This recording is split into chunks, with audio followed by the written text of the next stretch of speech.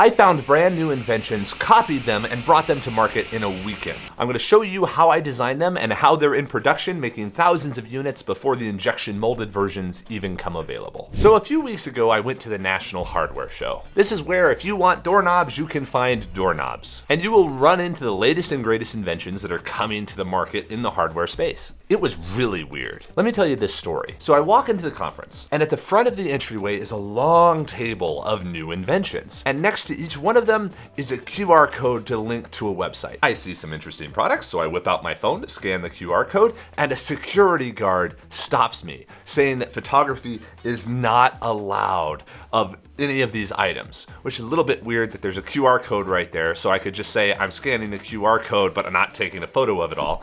But the other thing that was weird about this is that you could not take photos of the items at that front table, but you could go back into the conference to where the exhibitors actually were, who had their actual booths, and then you could take a picture of it right there, because you can take pictures of anything you want in the trade show. It's a free country. But it was just fascinating to me that there was this exceptional amount of protection of the products while actually not protecting the products.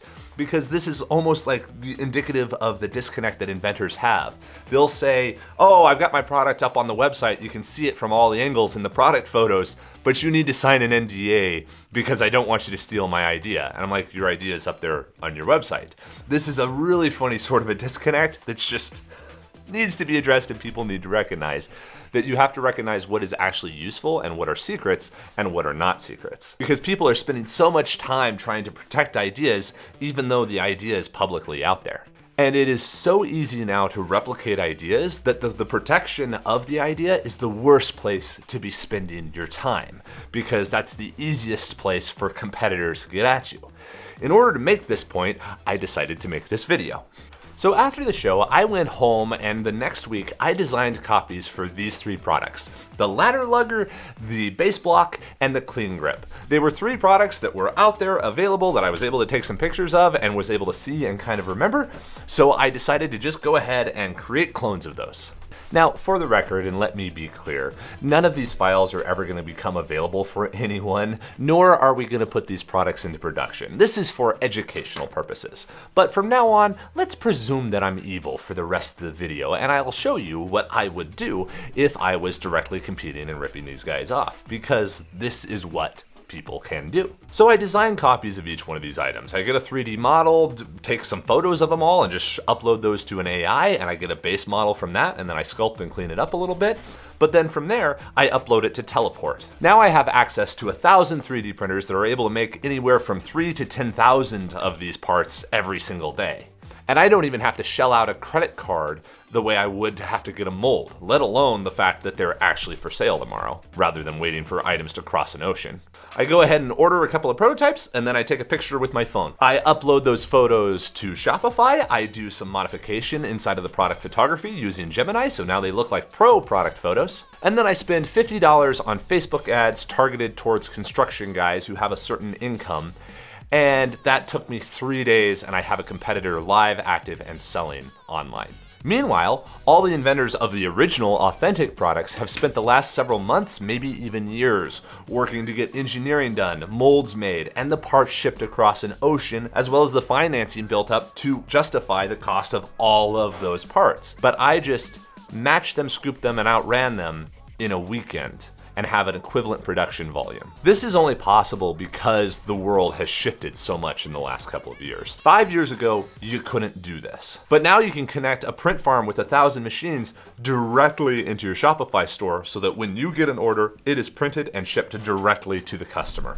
You don't have to deal with suppliers, you don't have to deal with molds, and if you can just design a 3D printed part, whatever prototype you made at home is your final production prototype. Manufacturing used to be a bottleneck and a competitive advantage because it was so hard, but now it is not expensive, it costs zero, and it is not hard because anybody can plug into a factory that just solves all the problems for you. So what is the world like now that this happens? I just stole everybody's design and I'm now selling them faster than anyone else. What do they do to either prevent this or compete with it? There's only two ways of doing it and competing with this situation. You design a better product and build a brand around it to where no one would buy Gabe's cheapo ladder lugger knockoff. because ladder lugger is respected and known and your buddy uses one and that kind of thing. So they have a brand and identity. Or they just sell more, which again builds their brand and identity. If you have 1,000 sales and 100 reviews of an item, no one will purchase Gabe's cheap knockoff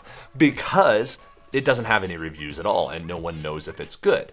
So the manufacturing no longer matters. It is just a matter of how quickly can you get sales and can you get customers to love you so that they start spreading it more quickly? Because the competition is going to copy you instantly and there are zero barriers to making that copy. Manufacturing doesn't even register as a bottleneck or a challenge anymore. You upload a file and you're now manufacturing thousands of parts without having any upfront cost at all that's more than a couple dollars. So this is how the world has changed. But let's face it, everybody here is probably wanting to know about the design of these parts. So if you want to know that, let's go ahead and go into the details of each one of these. Let's go ahead and start off with the ladder lugger version that I made. So the original ladder lugger has two symmetric handles that clip onto the frame of a ladder. When the ladder is closed, you grab those two handles and they act as one so that you can carry the ladder alone and it doesn't fall apart. I liked this idea. This was pretty good. But the one thing I didn't like is that number one, they were large parts. Since they were molded, you have all kinds of cavities inside of them, so you get dust and dirt into them. And I was like, well, printing can improve on this because you can make an enclosed sort of a part. Also, I wasn't really a fan of the straps because the straps can degrade over time. So what I did is I designed the ladder lugger to be just two handles that would snap onto the ladder. I had a little bit of trouble with the snap because just geometrically you can't like pop it in there and pop it on. It also uses too much material and that's also a little bit weak. It has to be printed like this in order for the handle to be strong, which creates a difficulty if you then extend this wall up here. You can't have it actually be load bearing. So having it snap on was a little bit rough. So what I did was I created this small hook down here at the bottom so it latches onto the side of a standard fiberglass ladder frame and has a little bit of support in there. We'll talk about that in a second.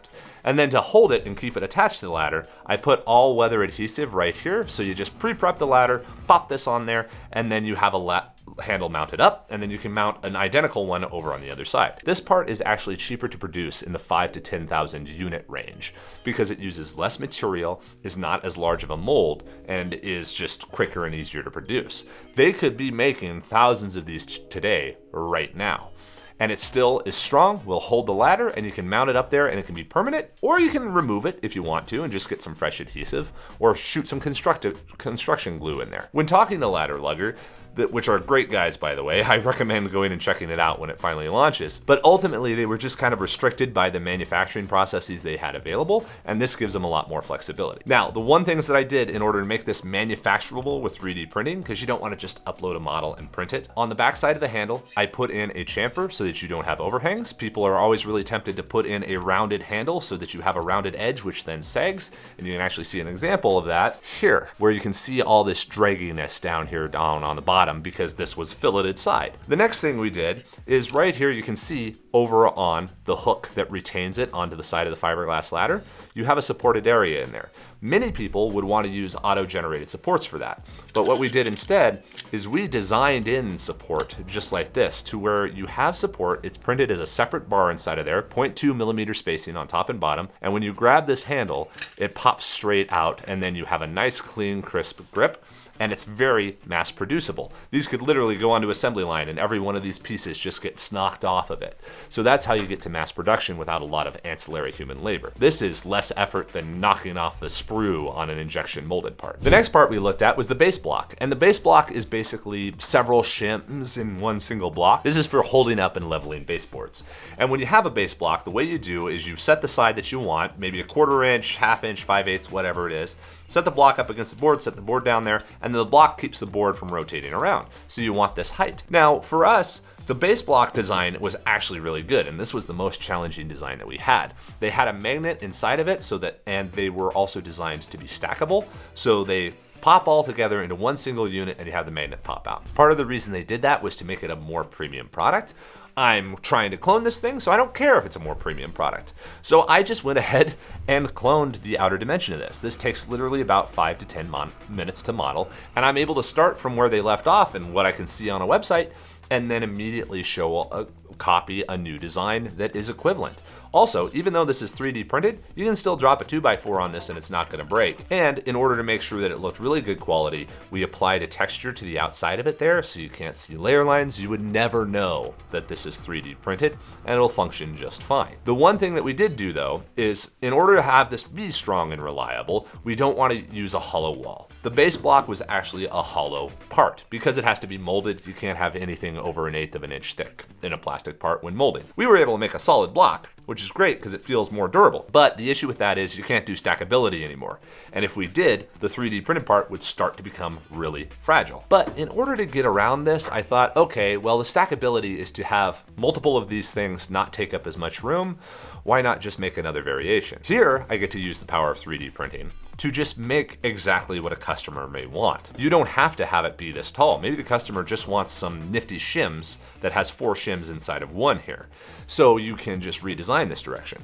And here's the thing, that might be what the customers wants. Base Block hasn't sold a bunch of these. They haven't had the customer feedback. I was able to design this in a weekend and get it live, so now I could sell 100 of them. Customers can say, this is crap, I don't like this way, and then I can create a new design before Base Block has even gotten their first mold cut or their first production run done. So the rate of iteration and the number of SKUs and variations you can create to find out what the best product is the most important. And this comes back to the original point. The cost to start making these is 0. Upload them to Teleport and you can sell 1,000 of them tomorrow. But if that's what everybody can do, the only way you can win is by getting information and improving your product faster, which you can now do because, again, upload a new part and then you have the new version in production. Whereas if you go with molding, you have to buy 10,000 of them, sell through all of those before you can change the product and improve it. But you might have a defect in that first batch to where it'll all fall apart. All right, the next part that we took a look at was the clean grip. And a clean grip is a part that is meant for cleaning off a garden hose. It's a cylinder with a little bit of foam on the inside. You grip it onto your garden hose and it's able to knock off all the mud. Nifty design. Currently it was injection molded and inside they had a small metal spring because they wanted it to pop open and hold there. What I went ahead and did was, number one, you can pretty much AI this one. I literally showed them there at the show. I took a picture of it and then showed them a product photo that could be generated from that cell phone photo that I took of it. But what I did is I modeled the outer silhouette. The clean grip, again, was a thin plastic part because it's meant to be molded as 2 halves. What I did, I don't want thin walls because thin walls in 3D printed parts make stuff really weak and wimpy. What I did instead is I modeled that outer profile and then I was like, okay, don't really need this. So I went ahead and just thickened the outer walls. But then you have the tops and bottoms that are holding in the foam. Foam is pretty pliable, so in order to make sure I didn't have any overhangs with any support, I added some chamfers to the top and bottom of the interior of my clean grip clone so that it doesn't have any support issues anymore. Then the outer hinge. The outer hinge of the clean grip that was presented was actually assembled. They had to input a pin and input a spring so that it would fling open. These are 2 separate components and a bunch of assembly that increase the cost of the part. What I did is I just designed in a compliant 3D printed hinge that gave it the flexibility that we needed. And you can adjust this. You can make it hard or stiff or whatever. I also could design the clean grip to be just halfway open, and that's its stable spot. And when you squeeze it closed, the compliant hinge acts like a spring and pops it back open. Now a fully finished clean grip comes off a machine, done. That hinge over on the outer side, I also added chamfers to, so there were no overhangs, and now the thing just knocks out. And again, this part can come off of a 3D printer and go right into a box into production after adding the foam on the inside, but that's an easy thing to add. You could make the argument that printing could do some of that stuff, but that's a different video. And then lastly, in order to make sure that all of these look really premium, we applied that outer texture so that you can't see that it's 3D printed. New inventors will very often just print a part and try to get a few pieces out there, but they don't realize how far the process can go in order to make a really, really good part that is both strong, looks beautiful, and is better than whatever injection molded thing you would have because you have so much more of a business advantage about it. This is what I want everybody to take around here. The cost of manufacturing is 0. You no longer have to go get molds and buy 1,000 parts. You can just start selling something. You don't even have to buy the printer anymore. You can just get 1,000 machines plugged into your print farm. This means that you can be cloned immediately as soon as your product listing appears or starts getting sales. which means this is stupid important and very difficult for inventors and engineers to understand who are creating items. The most important thing for your business to continue to survive is not patents or anything else. Patents can be designed around. The very fact that I did this with the ladder lugger means that this is a new original idea, because this is a different design. This no longer is protected by the patent. I can run and sell this, it's fine. So patents don't protect you. The only thing that protects you is sales, reviews. You have to fight and scrape to get as many sales as you possibly can, because this gives you the advantage of reviews, of brand identity, of your cousin Joe having used this one so that you hear about this brand first, and then also the data.